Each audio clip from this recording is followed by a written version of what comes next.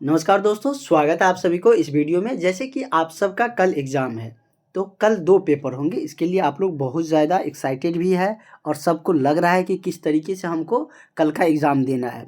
तो आपको बिल्कुल भी घबराना नहीं है, कल एग्ज़ाम है। पूरे शांत दिमाग से और पूरे हैप्पीनेस के साथ एग्ज़ाम देने चाहिए। कोई दिक्कत नहीं होगा। जिस तरीके से हमने आपको नोट्स दिए हैं, बस उसको लिख दीजिएगा। आपको निश्चित रूप से फर्स्ट डिवीज़न में भी अच्छा नंबर आएगा।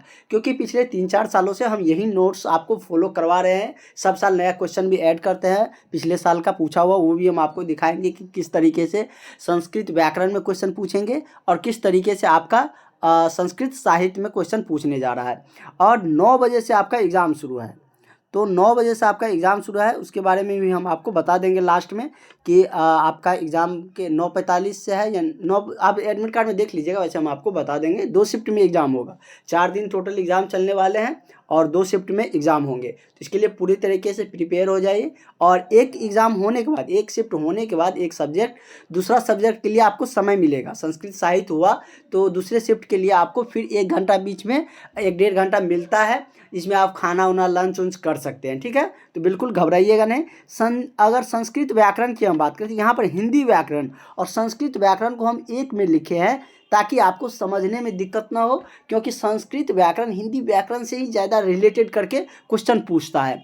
अगर हिंदी वाला समझे रहिएगा तो आप संस्कृत वाला भी लिख दीजिएगा। इसलिए एक ही आपको नोट्स में दिया है। बहुत सारे स्टूडेंट को जो नोट्स मिला है वो कह रहे हैं सर संस्कृत व्याकरण में क्या लिखेंगे। जैसे संधि विच्छेद पूछेगा तो ये तो हिंदी व्याकरण का हो गया सिंपल। देखिए इसमें कहीं विसर्ग उसर्ग नहीं लगल है, वही देखिए यही सब रहेगा। लेकिन इसमें अगर संधि विच्छेद संस्कृत व्याकरण में पूछेगा तो विसर्ग लग जाएगा। चलिए यहाँ पर देखिए संस्कृत व्याकरण वाला है, ऊपर में था ना हिंदी व्याकरण का। यहाँ पर नीचे में आते हैं, यहाँ पर क्या है संस्कृत व्याकरण का। इसमें संधि विच्छेद में देखिए, जैसे कि इसमें क्या है महात्मा, तो क्या हो जाएगा महा जोड़ आत्मा। इसमें क्या दुगो विसर्ग लग जाएगा और संस्कृत वाला में विसर्ग रहेगा। बस इतना सा डिफरेंस रहता है। इसलिए अगर रिलेट करके हिंदी व्याकरण और संस्कृत व्याकरण को आप अगर रिलेट करके पढ़ते हैं तो एग्ज़ाम में आपको ज़्यादा दिक्कत नहीं होंगे। और क्वेश्चन एक भी आप बिल्कुल भी नहीं छोड़िएगा। जो भी हम आपको नोट्स में दिया है, जो भी आपको याद रहता है, जो भी आपको आएगा वो लिख कर आ जाइएगा। निश्चित रूप से आपको अच्छा नंबर आ जाएगा। उस तरीके से सारा क्वेश्चन लिखा गया है कि आपको मतलब कि नंबर मिल जाएगा।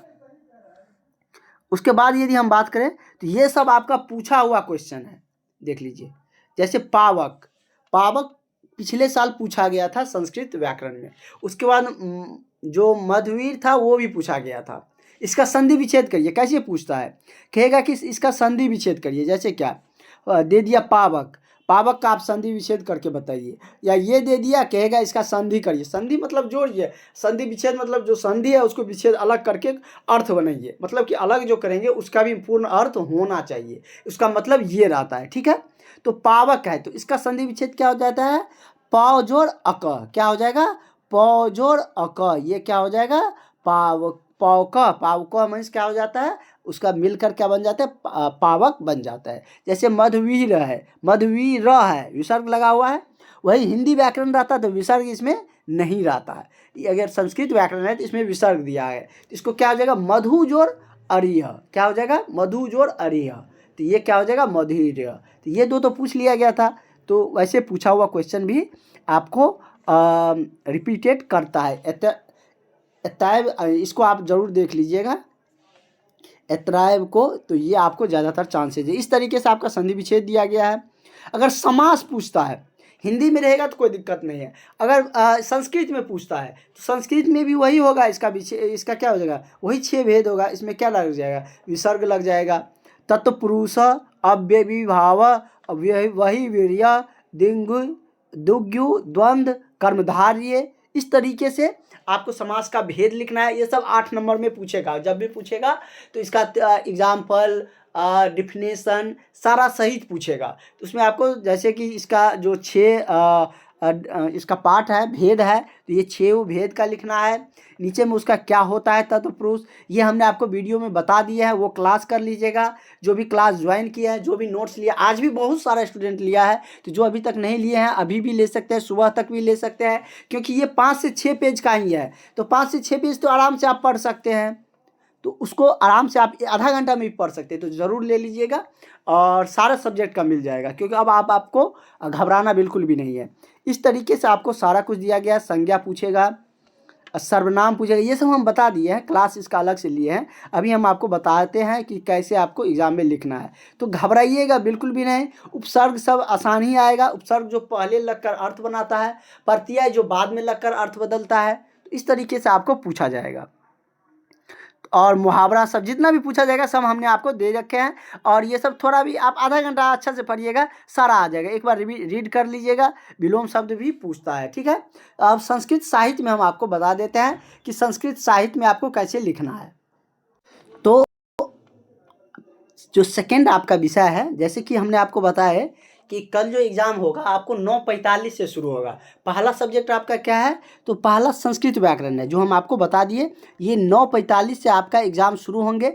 आप लोग 9 बजे से पहले एग्ज़ाम सेंटर पर पहुंच जाइएगा, वहां पर चेक होगा। और आप अपने साथ आधार कार्ड ज़रूर ले जाइएगा, आधार कार्ड ज़रूर ले जाइएगा, और जिससे कि आपको वहाँ पर परेशानी न हो। 9:45 से होंगे, 1 बजे तक होंगे, फिर आपको 45 मिनट ब्रेक मिलेगा, और 1:45 से फिर से आपका एग्ज़ाम शुरू होगा। तो एक दिन में 2 एग्ज़ाम होने वाला है। इसमें इसमें बहुत सारा पार्ट करके है। इसमें ऐसा नहीं है कि 30 नंबर का है। 30 नंबर का मूल रामायण, जिसमें कि जैसे राम सीता हनुमान ये सब हो गया। उसके बाद और भी है, स्टोरी ही पूछेगा, रामायण से पूछेगा। तो इसमें भी आप लोग बिल्कुल नहीं घबराइएगा। जैसे कि हमने आपको बताया है, ये सब ऑब्जेक्टिव हमने बता दिए थे। जैसे आपने रामायण के बारे में जानते होंगे, तो उसका आंसर कर सकते हैं। अगर नहीं आ रहा है तो हिंदी में ही आप लिखकर उसको विसर्ग दे दीजिएगा। इस तरीके से भी लिख दीजिएगा, थोड़ा नंबर आपको मिल जाएगा, थोड़ा काट के, लेकिन पास हो जाइएगा अच्छे नंबर से, ठीक है। क्वेश्चन छोड़ के मत आइएगा। जैसे विधिर पूछेगा, विराधा पूछेगा, सॉरी विराधा पूछेगा। विराधा क्या था, जैसे महासुर था या असुर, मुनि, देव, इस तरीके से दिया गया था। इसका हमने यहाँ पर दे दिया है कि ये क्या था, महासुर था। इस तरीके से कौन राक्षस थे, कौन क्या थे, जटायु क्या थे, एक गिद्ध था। इस तरीके से आप लोग जानते ही हैं। मारीच क्या है, तो मारीच ऋषि तो थे नहीं, और क्या, सर्प भी नहीं था, तो मारीच था कौन, तो मारीच आपका राक्षस था। और ये मतलब कि यहाँ पर एक चीज़ मिसिंग है, राक्षस लिख लीजिएगा। राक्षस था मारीच, जो कि रावण का क्या था, मामा था, ठीक है। सितुक्षण, सितु मुनि, ये सब, शूर्पणखा सब जानते हैं। खरदूषण भी जानते हैं, ये भी राक्षस था, जो कि शूर्पणखा का नाक कटने के बाद वो मतलब कि गया था, तो उसके बाद उसको हार मिली थी। तो ये सब आप जानते ही हैं, रामायण से रिलेटेड ही पूछेंगे। अगर 2 नंबर में 4 नंबर 2 नंबर में पूछेगा तो ये सब पूछेगा। ऑब्जेक्टिव बहुत कम रहता है, ऑब्जेक्टिव के लिए परेशान बिल्कुल भी नहीं होइएगा। जैसे सर्वभंग पूछेगा, तो सर्वभंग एक क्या था, मुनि था, जिसके जो दंडक वन में थे, जहाँ पर भगवान राम गए थे। उसके बाद विराध क्या था, तो विराध एक क्या था, दंडक वन का एक शक्तिशाली, कह सकते हैं कि राक्षस था, जिसको राम भगवान ने मारा था। और इस तरह अगस्त क्या था, अगस्त मुनि के बारे में जानते हैं। अगस्त क्या लिखेंगे उसको, अगस्त अपि समुद्र शोक, उसको समुद्र शोक के नाम से भी जाना जाता है। ये सब हमने आपको बता रखे हैं, जो कि एक मुनि थे। अगर नहीं याद रहेगा तो लिख देंगे अगस्त, विसर्ग दे देंगे और लिख देंगे अगस्त एक मुनि अस्ति। अस्ति मतलब हाय होता है, वह एक मुनि थे। इस तरीके से आप लिख दीजिएगा। भगवान राम वहाँ पर गए भी थे, उसके पास गए थे ना। इस तरीके से अगर नहीं आपको याद रहता है तो आप हिंदी में रिलेट करके भी लिख दीजिएगा, बस आपको आता रहना चाहिए।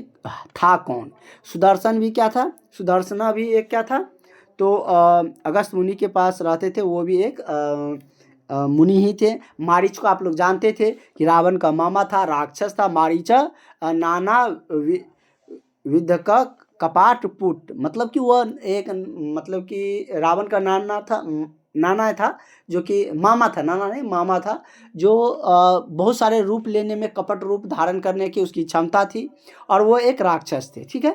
तो इस तरीके से जटायु क्या थे, शूर्पणखा कौन थे, खर कौन थे, दूषण कौन थे, सबरी कौन थे, ये सब जानते हैं। अशोक वाटिका के बारे में जानते हैं, जहाँ पर रावण सीता माता को हरण करके लाए थे, तो वहाँ पर अशोक वाटिका नाम के मतलब कि अशोक वाटिका में ही वृक्ष के नीचे रखा था।